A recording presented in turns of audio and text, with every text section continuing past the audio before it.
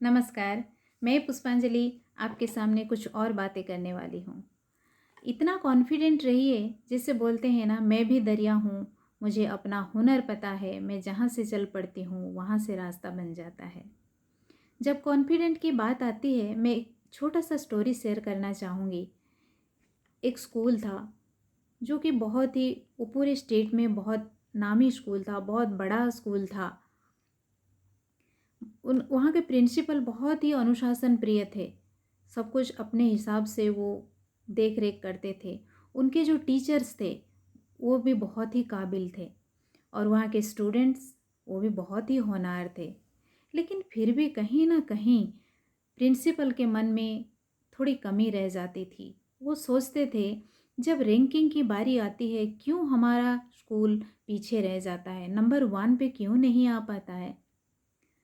तो वो सोच के एक दिन बच्चों को टेस्ट लेने के लिए वो सोचते हैं, और 10वीं क्लास में वो जाते हैं। सारे बच्चों को बोलते हैं, कल मैं आप लोगों का टेस्ट लूँगा, आप इंग्लिश का ये पन्ना पढ़ के आना और मुझे आप पढ़ के सुनाना। फिर सारे बच्चे पूरी मेहनत करते हैं, और दूसरे दिन आ जाते हैं प्रिंसिपल और एक एक को पढ़ने के लिए बोलते हैं।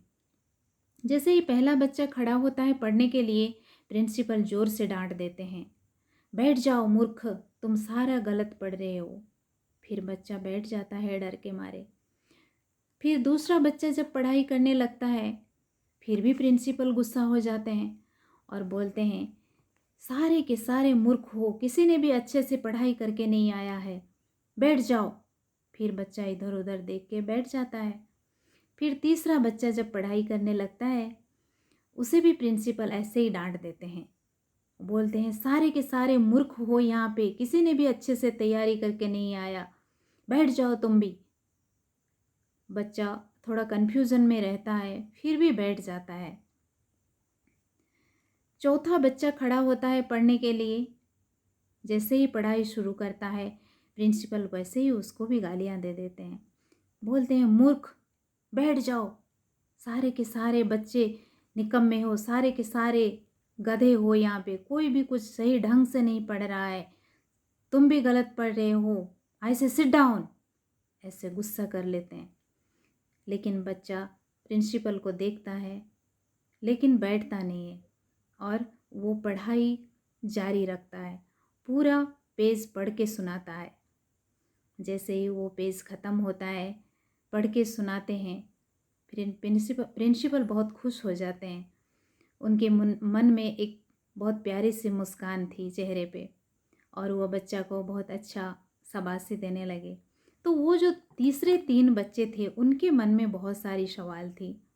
फिर प्रिंसिपल को उन्होंने पूछा, सर, हम लोगों ने भी तो यही पढ़ाई दी थी आपको, फिर आपने हमें क्यों बिठा दिया।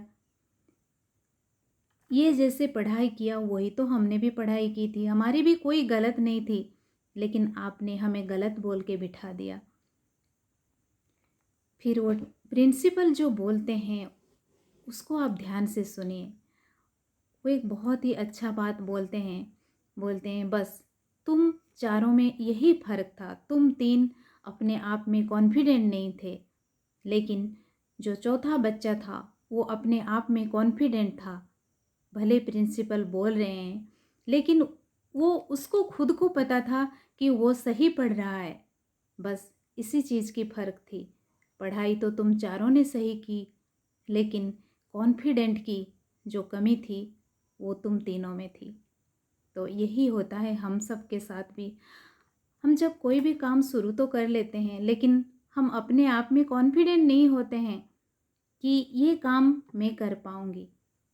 जब कोई भी काम को हम शुरू कर लेते हैं, तो एक कॉन्फिडेंट के साथ वो काम को जब करने लगते हैं, तो उसी में हमें सफलता मिलता है। कोई काम छोटा या बड़ा नहीं होता है, जहाँ से हैं वहीं से शुरू करना चाहिए, जितना है उतना से शुरू करना चाहिए।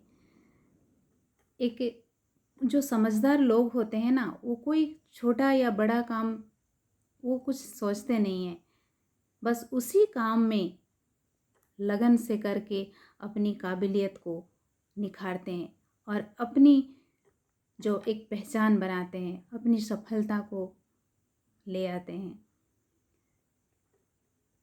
कोई भी छोटा काम समझ के हम करते नहीं हैं और बड़ा काम हमें मिलता नहीं है। तो इसी वजह से हम सारे लोगों की प्रॉब्लम यही है कि हमें बड़ी सफलता कभी मिल नहीं पाती है। यहाँ पे एक छोटी सी जो सिखों की 5वें गुरु की कथा याद आती है, जो अर्जुन देव की बात है। जब आश्रम में जाते हैं, वो गुरुजी उनको बहुत ही सारे जो छोटे छोटे काम होते थे आश्रम के, वो सारे दे देते थे। जैसे आश्रम की सफाई करना, बर्तन धोना, कपड़े साफ करना, ये सारे चीज़ वो कराते थे।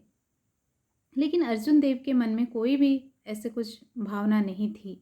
जो गुरु जो देते थे वो खुशी खुशी कर लेते थे। लेकिन दूसरे जो बच्चे थे, वो पूरे आश्रम के बच्चे सोचते थे कि गुरुजी अर्जुन देव को तुच्छ मानते हैं, इसीलिए सारे काम उसी को कराते हैं। जबकि सारे शिष्य पढ़ाई करते थे, सत्संग में रहते थे, लेकिन अर्जुन देव आधी रात तक काम करता और काम खत्म करने के बाद ही विश्राम लेता था। जब समाधि का वक्त आया गुरुजी का, तो सबके मन में सवाल था, उनके बाद उनके उत्तराधिकारी कौन बनेगा। फिर उनके प्रचलन के अनुसार गुरुजी जिसका नाम लिफाफा में लिख के दे देते हैं, वही उनका उत्तराधिकारी बनता था। फिर जब उनकी समाधि के बाद गुरुजी समाधि ले लेते हैं, उनके बाद उनके लिफाफा खोल के जब देखते हैं, सब आश्चर्य हो जाते हैं, क्योंकि उन्होंने वहाँ पे वो देखते हैं कि गुरुजी ने अर्जुन देव का नाम लिखा था।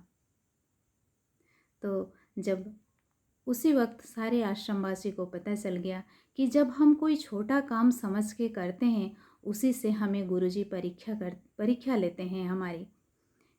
जब कोई छोटा काम कर नहीं पाता है, तो वो बड़ा काम कैसे करेगा। जो एक छोटी सी वज़न नहीं उठा सकता, तो वो बड़ा वज़न उसके ऊपर हम कैसे दे सकते हैं। तो इसी तरह विवेकानंद ने भी एक छोटा सा बहुत प्यारा बात उन्होंने भी बोला कि कोई भी काम छोटा नहीं होता है। एक मूर्ख इंसान तो हर एक जो मनपसंद काम होता है, तो मूर्ख इंसान भी उसे कर लेता है। लेकिन बुद्धिमान वही होता है जो हर एक काम को अपने मनपसंद बना लेता है। बहुत अच्छा बात किसी ने बोले कि जब अपने गोल के तरफ आप भाग रहे हो तो आप बहुत अच्छे हो, लेकिन आप भाग नहीं पा रहे हो तो लंगड़ाते हुए जा रहे हो, तो वो भी बहुत अच्छा है, कोई बुराई नहीं है। इसीलिए बोलते हैं अपने गोल के तरफ भागो। अगर भाग नहीं पा रहे हो तो चलो, अगर चल नहीं पा रहे हो तो रेंगते हुए जाओ।